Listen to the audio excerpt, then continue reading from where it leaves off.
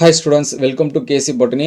Public exams வந்து பார்த்தீங்கன்னா நெருங்க நிறைய ஸ்டூடெண்ட்ஸ்க்கு வந்து ஒவ்வொரு சப்ஜெக்ட்லேயும் பயம் வந்து அதிகரிச்சுட்டே இருக்குது. குறிப்பாக பார்த்தீங்கன்னா ஃபிசிக்ஸ் எக்ஸாமுக்கு. ஸோ ஃபிசிக்ஸில் நிறைய ஸ்டூடெண்ட்ஸ் வந்து என்னென்ன கொஷின்ஸ் வந்து படிக்கணும், நிறைய கொஞ்சம் டெப்த்தாக போயிட்டே இருக்குது. அதுக்கு ஷார்ட்டான ஆன்சர்ஸ் வந்து நிறைய பேர் வந்து தேடிட்டு இருப்பீங்க. ஸோ அந்த மாதிரி தேடிட்டு இருந்தீங்கன்னா உங்களுக்கான ஸ்டடி மெட்டீரியல் தான் இது. நம்ம ஆல்ரெடி பார்த்தீங்கன்னா தமிழ், இங்கிலீஷ் இதுக்கெல்லாம் பார்த்தீங்கன்னா மினிமம் லெவல் மெட்டீரியல் வந்து அப்டேட் பண்ணியிருந்தோம். இது வந்து கவர்மெண்ட் அஃபிஷியலாக வெளியிட்டிருக்கக்கூடிய ஒரு மெட்டீரியல்.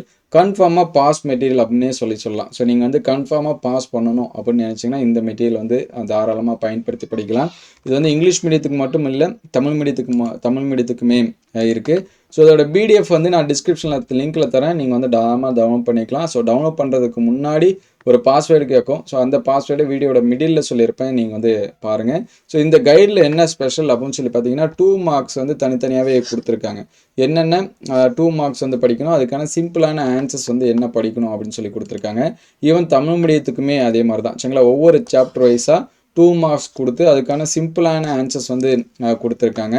அதே போல் 5 மார்க் கொஷின் நீங்கள் ஒவ்வொரு சாப்டர்ஸாக படிக்கிறப்ப பார்த்தீங்கன்னா 5 மார்க் கொஷின்ஸுமே தனியாக கொடுத்துருக்காங்க. 3 மார்க்ஸ் எந்தெந்த கொஷினுக்கு டயக்ராம் வந்து வரும், அந்த டயக்ராம் கொஷின் வந்து எப்படி எழுதணும் அப்படின்னு சொல்லி கொடுத்துருக்காங்க. அதேமாதிரி 5 மார்க்ஸுக்கு சிம்பிளான ஆன்சர்ஸ் சரிங்களா என்ன அப்படின்னு சொல்லி டீட்டெயில்டாக கொடுத்துருக்காங்க. ஏன்னா புக்கில் நமக்கு பார்த்தீங்கன்னா நிறைய போயிட்டே இருக்கும். ஸோ இது வந்து சிம்பிளாக நீங்கள் வந்து பார்த்துக்கலாம். ஸோ இதுக்கு டவுன்லோட் பண்ணும்போது பாஸ்வேர்டு கேட்கும். ஸோ பாஸ்வேர்டு அப்படின்னு பார்க்குறப்ப கேசிபி எல்லாமே ஸ்மால் லெட்டரில் டைப் பண்ணி வச்சுங்க.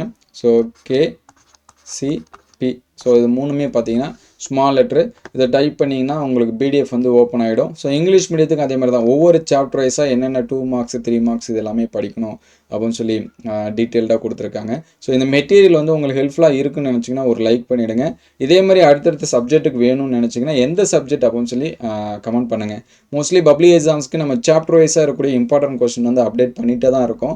நிறைய ஸ்டூடெண்ட்ஸ் வந்து பார்க்குறீங்க, ஆனால் லைக்கோ கமெண்ட்டோ பண்ணி சப்போர்ட் பண்ணுறது கிடையாது.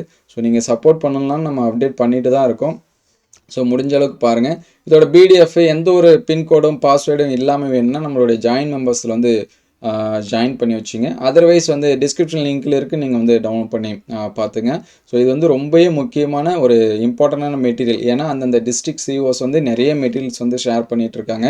அந்த டிஸ்ட்ரிக்டில் யாருமே ஃபெயில் ஆகக்கூடாது அப்படின்னு சொல்லிட்டு. ஸோ அதனால் இந்த மெட்டீரியல் நீங்கள் வந்து பார்த்து வச்சுங்க. ஸோ இதோட பிடிஎஃப் வந்து டவுன்லோட் பண்ணி படிங்க. இதெல்லாமே எந்த அளவு ஹெல்ப்ஃபுல்லாக இருக்குது அப்படின்னு சொல்லிட்டு கமெண்ட் பண்ணுங்கள். அடுத்தடுத்த சப்ஜெக்ட்டுக்கு வேணும் அப்படின்னா எந்த சப்ஜெக்ட் அப்படின்னு சொல்லிட்டும் கமெண்ட் பண்ணுங்கள். So thank you all.